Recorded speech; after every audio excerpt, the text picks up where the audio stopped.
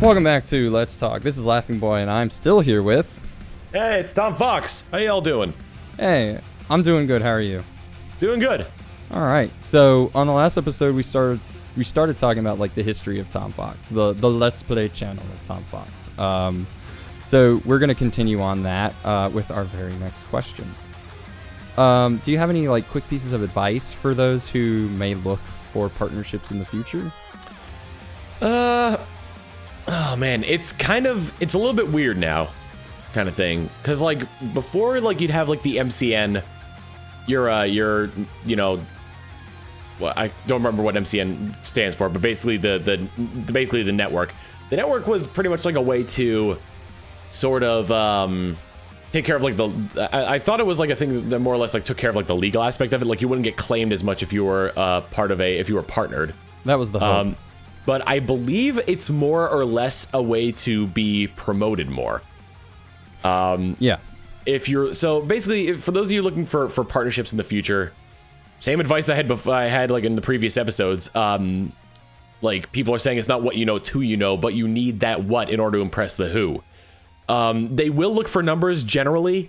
So like if you can do good work at what you do on say like your Let's Plays or your vlog or your animation or live action skits or whatever, then like share them. Just go out and share them because like I said, networks generally look for numbers, and if you get a good network, they will do what they can to help promote you. Okay. And sort of talking more about like the starting of the Let's Play aspect of your channel. What was the LP climate like at the time?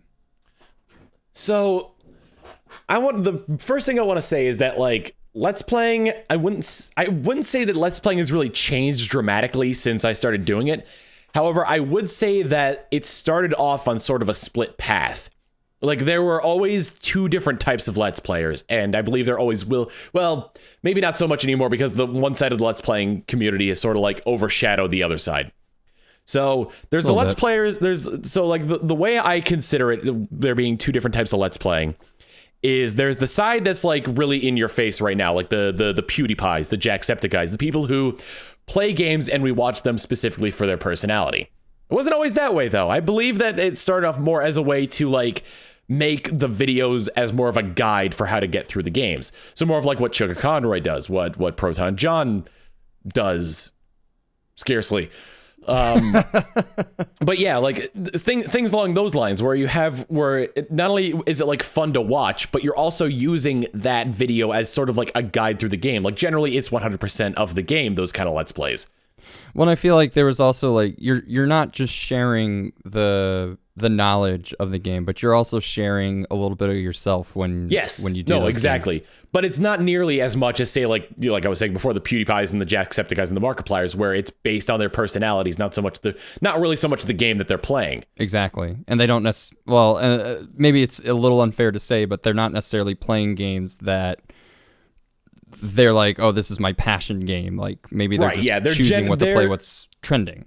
Yes, that is very much true. Like and like it's one of those things too where it's, I don't know, it's like it's good for devs in some aspect because it's like people playing those games generally boost sales, you know? Yeah, absolutely. But then I see like other ones where it's like a heavily story driven game. And, I'll kind of see like comments on YouTube channels where it's like, can you do a full playthrough of this game so I don't have to buy it? And it's like, come on, it's just like, do you people wonder why like Nintendo claims videos? Like, come on. Didn't that happen to you recently? What? Wait, what? Was it you that happened to? Yeah, like, it didn't happen to me recently. I saw a comment on a different video saying that, and I tweeted out about that. That's what you're talking about, right? But it's just like, and like people wonder why Nintendo copyright claims stuff. It's dumb. It's really dumb. This is why we can't have nice things. Yeah, pretty much. But anyway, what were we talking about? How the climate changed between when I started and between then and now. I feel like Let's Playing was more about it did kind of evolve. Like it was more about the guide through the game as opposed to the personality. And now it's more about the personality than having a guide through the game. little bit. So I even today I feel like people are very close to even just the walkthrough type Let's Players like Emil and John, where I feel like people are invested in the actual person rather than they are in the actual Let's Play. That's true as well, but like, yeah, that is true because like people will come back for a meal. You know, they enjoy the game that he's playing, but generally they'll come back for a meal. They'll come back for John. They'll come back for whoever's doing the content. Right. So moving on, were there any anxieties or fears that you had when you started, especially with Let's Playing? It's pretty much been, there was only really one point where I had like a big fear in the development of my YouTube channel. I'm not really going to go so much into Let's Playing, but like just the development as a whole of my YouTube channel. But like when I started it was as a hobby. Like this is before it was like ever to be considered as like a job. Like this is a way for me to gain like, I don't know, like I guess skills. Like I learned basic editing from doing this. I learned, basic sound mixing from this. I learned, limited in Super Smash Brothers, but I learned, basic, cinematography and like blocking and all that jazz. I kind of learned how like the process of like making a short, skit or like a short video could work. So it was more or less like a hobby. When I got into making like any kind of like financial thing for this, I was, just beginning college. So it's like there wasn't any pressure to like be like, oh, I have to make as much money as possible so I can like meet ends meet. Okay. After I graduated college, there was pressure there because my YouTube channel wasn't making enough money to really support myself. And, right out of college, you go home living with your parents, and they were just like, you're not making enough money. You need to go out and get a job. And that's what sort of like pushed me to get the job at GameStop.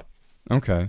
And, but then like, there was a point where it upturned and really, any anxieties I have are just like small things at this point compared to like the grand scheme of it. Like, hardware not working that I have to replace, or like, I lost the footage for a video and I have to re-record it, like that kind of thing. Like there's really not so much of like an anxiety, or like, I feel like I was very lucky to have started up when I did. Because, that early on, not a lot of people can get that kind of, not a lot of people can say that they started off that early on. And also not a lot of people can still be doing this now from that early on. So I kind of started in sort of like an intermittent period of when people who started earlier than me are kind of giving up because they, have other things to do at that point, and they missed the sort of like big boom of like YouTube Let's Playing. And people who started later than me sort of have trouble getting into it because everybody else is doing it now. Yeah. But yeah, so I think I was pretty lucky to start when I did. Okay. So at what point do you actually remember, talking about like making it as a YouTuber, as a channel, at what point do you remember your popularity increasing? So, okay, I can actually sort of like backtrack this entire thing, because I sort of like have this whole like sort of quote unquote timeline like in my head about this one. So like from start, you start at 0, yada, yada, yada. Okay. First episode of Smash Fighter comes out, Shippage like comments on it saying like, oh, this is a really cool thing. And that kind of gave me a boost because at the time, in certain communities, Super Smash Bros. Machinima was a big thing. So steady increase from there. Get my Machinima partnership, steady increase from there. At some point, I put out a Minecraft Machinima called Job Interview, where, big surprise, the punchline is a creeper exploding, but that got over 1 million views on Machinima's channel, so that was a huge jump in subscribers there. Okay.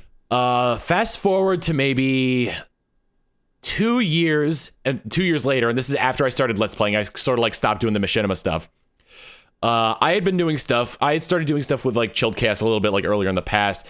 That kind of like fell off because like nothing really came from it. And then like he approached me again. It's like, hey, I know you like doing, Nintendo stuff and like Mario Kart. No, it must have been 2014 then, because it was when Mario Kart 8 came out. That was the first stuff I really did with like the Derp Crew and all that. Right. But it's like, do you want to play, Mario Kart with us? Like, Smarty, recommended you, and we used to play stuff in the past. So let's, we should do this. And I was like, yeah, sure. After I started doing that, there was a huge jump. Like I had just hit 20,000 subscribers at that point. By year end, I was at 40,000. Wow. Okay. And then pretty much from then, it's sort of more or less been a slow burn of growth, at least for the YouTube channel. In terms of like Twitch, I think I really hit it big. More or less, I used my YouTube following to sort of like grow the Twitch following. Right. But it was more recently that I saw a jump in like followers and subscribers. for two reasons. One was when I did the was when you might have seen this video. I was playing Cluster Truck, and the devs started messing with my game, and I made a highlight of that, and that got posted to Reddit, and that made front page of Reddit. And so like that really helped out a lot for that. And the other thing was I just recently did a giveaway for a Nintendo Switch, which, you know, more or less an artificial boost because it's like, oh, I just want to follow for the Switch kind of thing, but it still did boost it up, you know? Okay. But yeah, so that was kind of a thing where it's like, it was like, it was a slow build with like periods of, you know, overnight jumping, you know? Yeah, I was going to say, it's like this weird mixture of the two. Yeah. I mean, like, which is in my opinion, is probably the best, because if it's overnight, then you get like, you'll generally get those channels that have like millions of subscribers, but like less than like 10,000 views on their videos. Because like if they jump too quickly, then they don't actually get the views to back up the subscriber count, you know? Well, that, and usually the reason for that overnight success tends to be because of something that the like creator a one-time just viral thing. Yeah, it was an accident, and if they can't repeat that, then maybe well, they repeat it, it's just dull. Like you have to kind of, well, not only that too, but like some people it was just like it was over a long period of time. Like people had like growth that just spiked during like maybe like the machinima era when they were doing like really good, highly produced machinima. And then like they're trying to keep that up now. But because of like, you know, the change in YouTube's algorithms, or maybe like they're doing a Let's Play channel that's not panning out, they have like all the subscribers still there, but none of them are actually watching the videos. Right. Which is, I think we will be talking about that, I think, later on down the line, because definitely when it comes to YouTube and its changing atmosphere is worth talking about. And it's good to have a streamer, like a more streamer's perspective on that too. So, Yep. Was there any moment where it just kind of like clicked in your head and you realized that your channel was like bigger than you imagined that it would be? And how did that feel? I think it was probably back during the Smash Fighter days when I felt that, because that was like, because I had just planned on doing this as a hobby. And then like the first episode, I think by the time I want to say that like, the first episode managed to get like close to 10,000 views within like the first month of it being out because of like that boost from shippage. And it's like that was the point where it's like, this could be much bigger than it really is. I should continue this because people seem to like it. Right. And that's really like how that about it. It felt pretty good because it's like, this is something that that I can do. Like, this is something that like, this is something that people enjoy and I can do, and that like I can continue. And so that was sort of like the sort of like go ahead of why Smash Fighter sort of continued as it did. Okay. I'm sure that, you know, there's not a single person, I said Let's Player in my notes, but any content creator out there that really hasn't evolved since they started. So how would you say that you've evolved? I mean, there's definitely been like evolution throughout then. I used to do machinima, now I do Let's Play. So there's like that, the obvious sort of thing there. Yeah, content evolution. I feel like I've taken more from like the sources around me in terms of like my humor and like the way I present myself and various other things. But yeah, I've like just like taken from like the sources around you can really help one improve, and I feel like that's how I generally like have evolved. Like I took from like, you know, maybe like the comedy stylings of Lyle, or like, you know, actually one thing that really helped me improve was very recently actually. One of the achievement hunters, Trevor, put out a video about how he edits the Let's Plays of like, you know, like of like multiple points of view of different people, and that really helped get like a sort of perspective on how I wanted to go about editing like certain things where I had like multiple different views. So like the Pokemon Moon Let's Play that I recently did used aspects that I learned from that achievement hunter video that Trevor made. Oh, wow. So that's actually really cool to hear that. Because it's not necessarily something that I think it's really expounded upon, especially when it comes to editing techniques. Yeah. Because a lot of what I've learned has usually been on the fly, but I've also used the help of certain tutorials. I mean, even there's the Grump Out channel where Barry actually does a lot of editing sort of how-tos, and that actually really helped me too. So it's kind of cool to hear, first off, that I'm not the only one that did that. But in my let's play, I'm sorry for interrupting no, you, but cool. During cool. I also, like, from the game Grumps, actually, I learned how to use like dynamics processing. Like, I've got a little bit of an issue with dynamics processing because I need to soundproof this room a bit more. I don't know if you could hear, but there's a little bit of like an echo like in my background. Only but, like every now and then.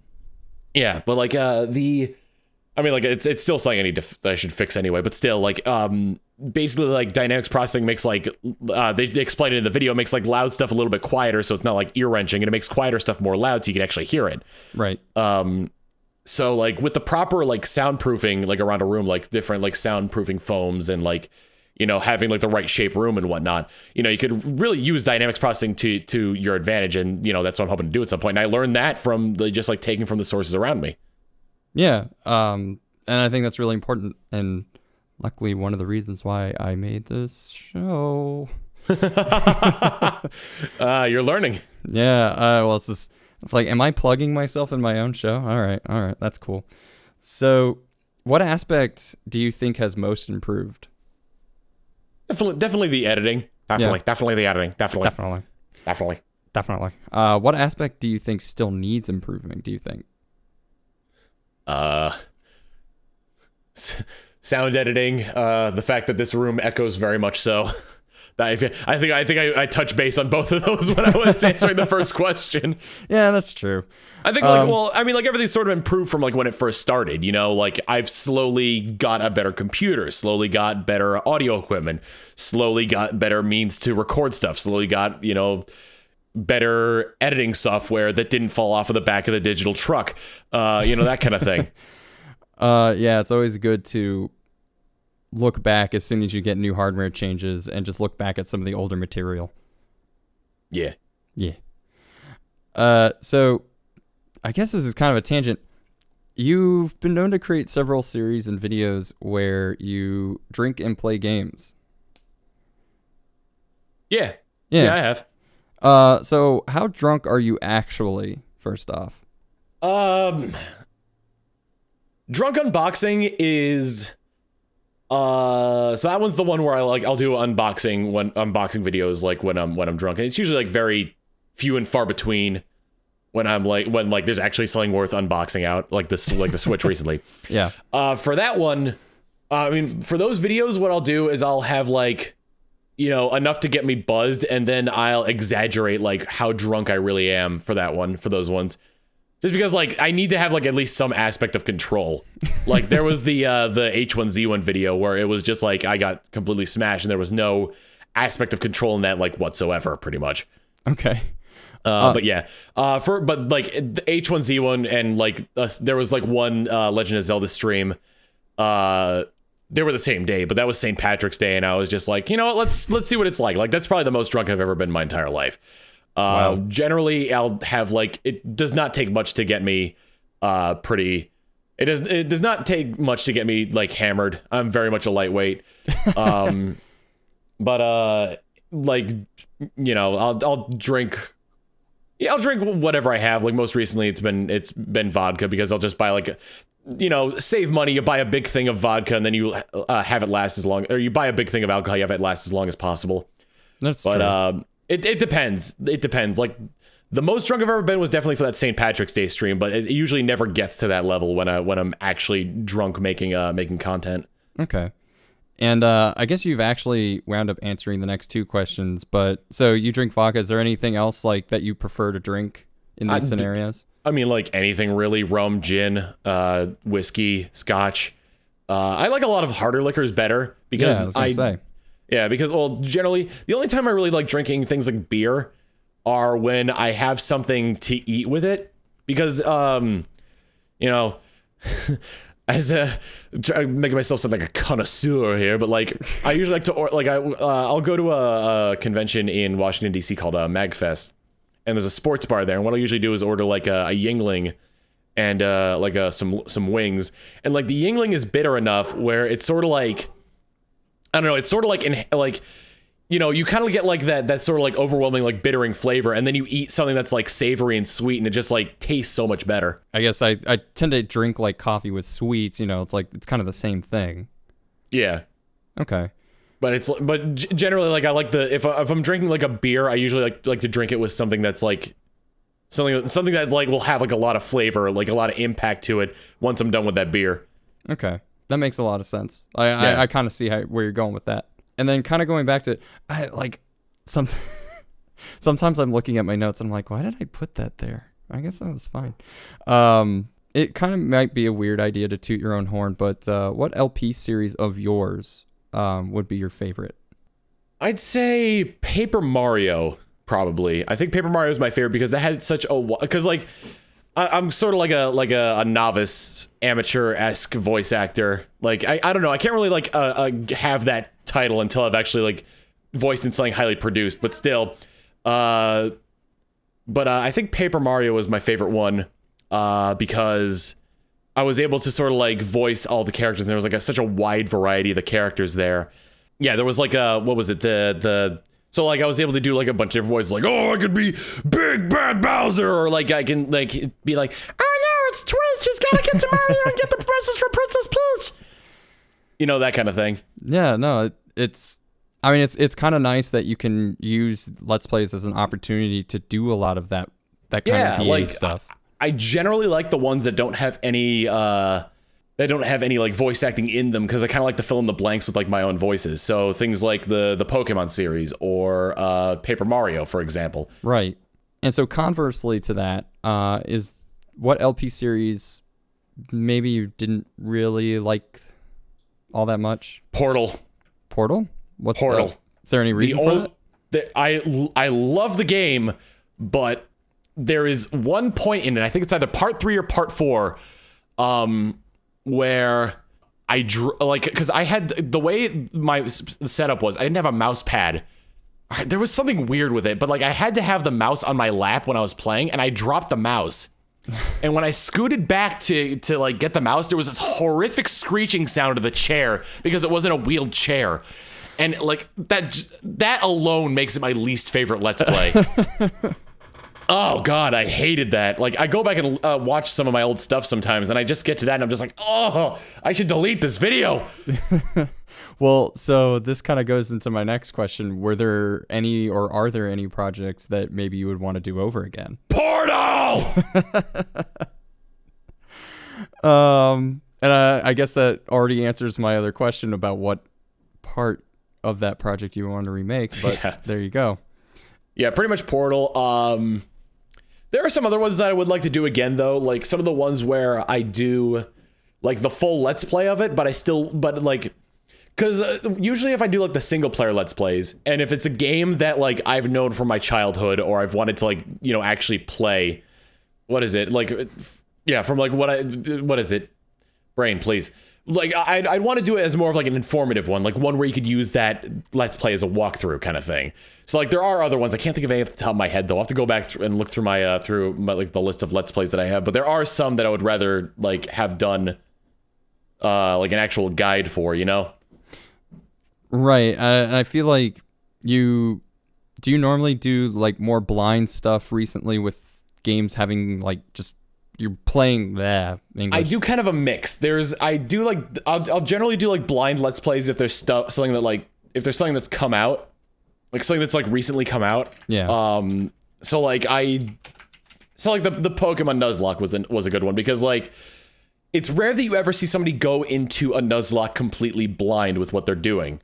Because I've seen like some of the other ones that people did. I saw Pro Jared do one for Alpha Sapphire, but that's a remake of Ruby and Sapphire, so he kind of knows what's coming up next. Right. If he played those games before, I don't know if he had. So like going into a completely new Pokemon game using those Nuzlocke rules, generally is a good one. I did Link to the Past, so that one probably could have been more of a guide. Yeah, actually, no, not a lot of these. Not a lot of these I could think of like redoing them. Oh, Shovel Knight. I wanted to redo Shovel Knight as a guide. Because the original Shovel Knight, because Plague of Shadows and Spectre of Torment I did as guides, but Shovel Knight was more of like a blind experience, so I didn't really go into like where all the collectibles were and everything like that. Okay, yeah, and that would kind of piece all three pieces of DLC plus main game as kind of Yeah. like a whole walkthrough. Yep. Okay. So I think we're going to cut it off here for tonight. Next episode, we will continue talking more about sort of channel history stuff. Some things we actually kind of already talked about, but still. So we will see you guys next time. I'm still really bad at ending these. I don't know. Like, I don't know. I'll figure something out. Just we'll see you all next time, and then just let it go.